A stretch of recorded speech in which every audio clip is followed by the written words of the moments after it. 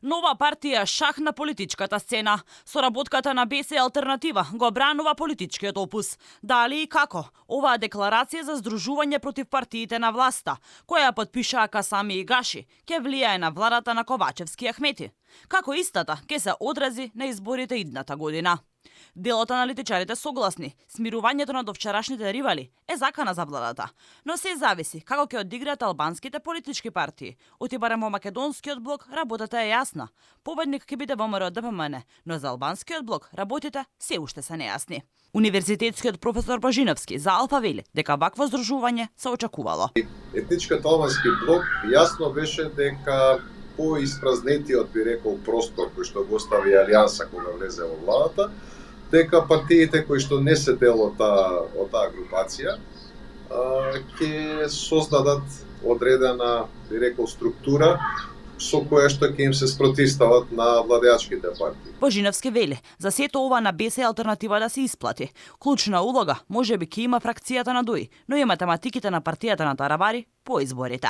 Тие две, би рекол, непознаници, ќе зависи дали овој нов опозицијски блок ќе може успешно да се спротивстави на тоа или не. Првото е што ќе се случи со така наречената огнена група и дали таа огнена група ќе успее да се факторизира доколку биде избркана или доколку ја напушти ДУИ.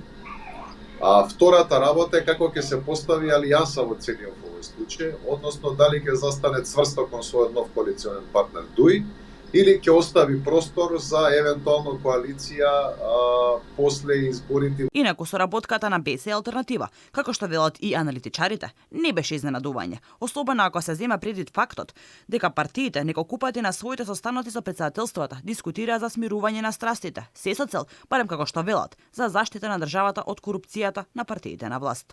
Токму во таа линија беа и шпекулациите дека БС Алтернатива, заедно со уште неколку невладени организации, планираат да формираат нов политички блок, контролно на Ахмети, Фронт за Европската унија. Овој би се викал Обединети за Европската унија. Дали доколку се формира фронтот, во него ќе учествуваат и фракционерите, за сега не се знае.